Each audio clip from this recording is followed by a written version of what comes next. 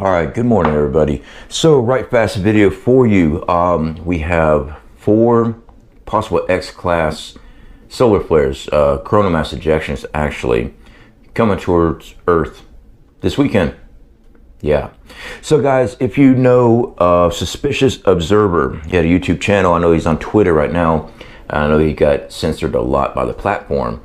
He released a video this morning, and it was discussing the possible impacts. Well, actually, there's not possible impacts. They are going to impact the Earth. I've got a pop-up here for you guys. This is his Twitter feed here with a video on that. I will be linking that in the description for you. One of the things that stuck with me is that he himself said he's going to the store. Yeah, that's something that he doesn't ever say. As preppers, we prepare for everything that we can possibly prepare for. We prepare for. Now, is this going to be the end-all be-all coronal mass ejection like the Carrington event, knock everything out? My opinion, no. But I am not a space weather analyst, scientist, whatever they're called. That's not my forte in life. I work with my hands. That's the only thing I can understand. But I do understand a lot of the projected impacts and stuff like that is presented there on solarham.com. There's a link there. It should be a pop-up over here somewhere. It's a website.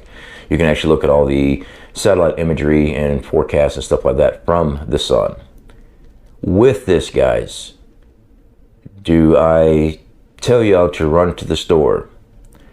No, I'm going to tell you guys to make sure your prep's in order.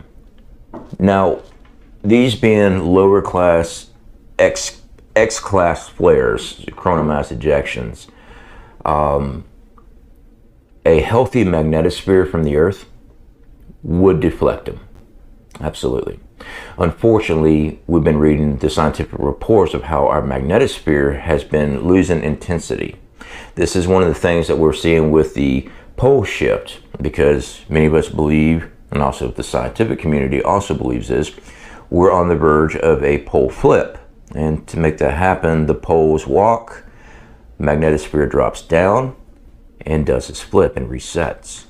Having a weakened magnetosphere is not good at all.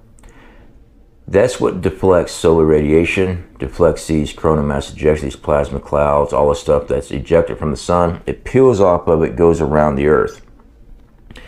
Unfortunately, having a 4-storm back-to-back pounding that magnetosphere, I don't believe it's going to collapse it, but I believe there's a possibility, and a very high possibility, of it finding a hole. It ripping a hole through that magnetosphere, pushing enough pressure, enough speed to open up in a location, and that straight solar radiation, magnetic, fries whatever's down there. So, with that being said, check your preps. All right, you don't have to run to the store. If you've been prepping, guys, hey, you're ready to rock and roll. If you are new to prepping, this here, I can't come up here and tell you this is going to happen, because we can just look at the information. The information that is presented is saying we got some major solar storms coming our way, major coronal mass ejections. The history of coronal mass ejections, the worst one, of course, was the Carrington event. The other one, I believe, was 2008, the one that knocked out power in Canada and northern part of the United States. That's just from the sun, taking things out. A weakened magnetosphere, we could see power grid failures. And I'm talking for a while. Depends on how big of a hole is ripped, is the area that is going to be devastating if it does rip it. All right. I'm not trying to scare anybody, but this is a threat. It is a real threat. We're looking at it. Make sure your stuff's in order. If you are new, I don't expect you to run to the store and go buy a solar generator and all that stuff. One, if it's a magnetic storm, electromagnetic storm, if your solar generators like these are not in Faraday cages, you're going to lose them. As a matter of fact, I've got to do that today. I got to we have Faraday cages. We'll have to put those in just to help protect them.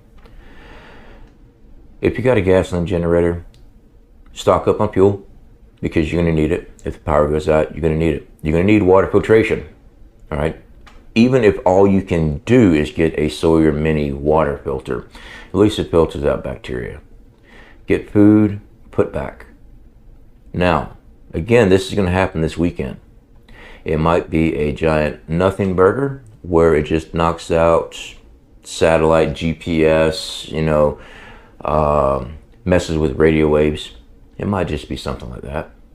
But 4 back-to-back X-Class chronomass ejections coming in one right after the other, hitting that magnetosphere, our weakened magnetosphere. Me personally, I ain't taking the chance. I am making sure everything is protected with Faraday cages.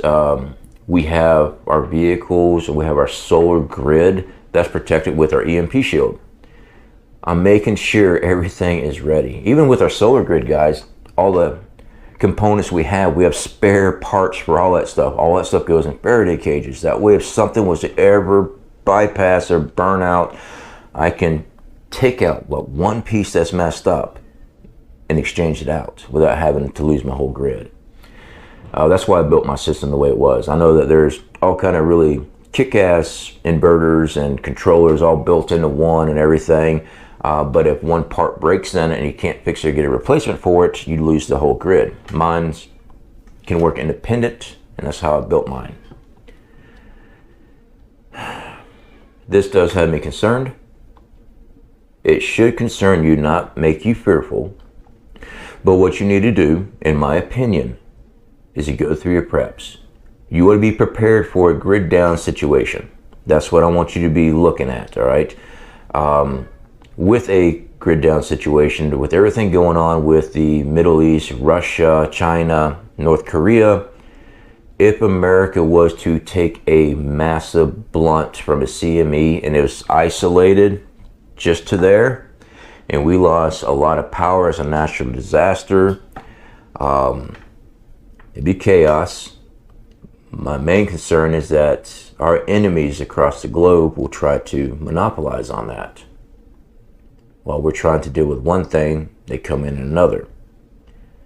It's a possibility, it's a threat. As preppers, we try to prepare for anything.